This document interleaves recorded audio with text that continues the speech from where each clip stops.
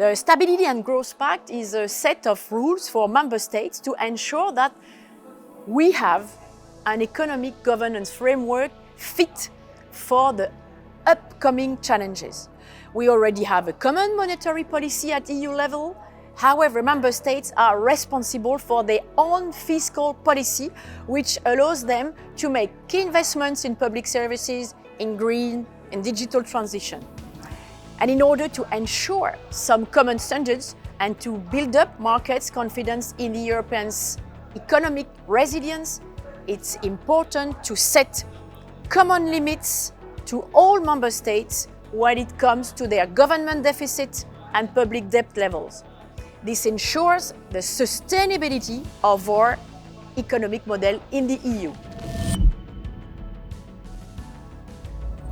We need to review our rules to make them simpler, more transparent and more applicable concretely.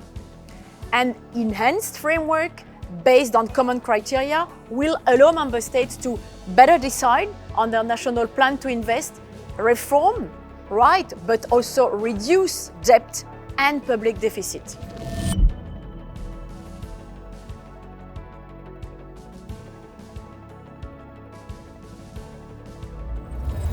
Member states have different starting points, different national situations, and they have their own domestic policies when it comes to public services, social protection, labor rules, which could explain the difference in complying with these targets. Half of member states do not comply with them, but none of them has been sanctioned yet. And this proves that the current regime is not effective.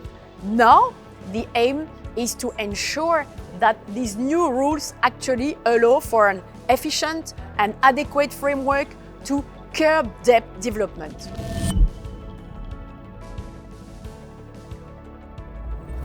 Renew Europe supports the proposal of the set debt targets adapted to the economic situation of each European country in order to give greater flexibility to European member states. We in Renew Europe strongly believe this flexibility must be used responsibly and smartly to allow member states to make progress on investments and structural reform in strategic areas as energy, defense, technology, education and the labour market, as well as to accelerate the green and digital transitions.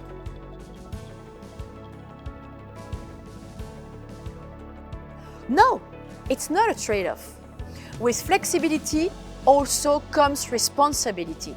Flexibility means that there cannot be a one-size-fits-all approach, given that member states are not equal in terms of fiscal space. In fact, the 3% and 60% reference values remain unchanged, but with additional flexibility, member states will now have a longer period to reach these targets.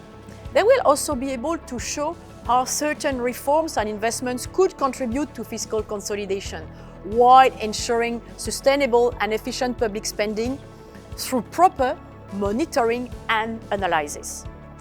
In other words, this flexibility and this mid-term approach will allow member states to strike a better balance between investments and debt reduction.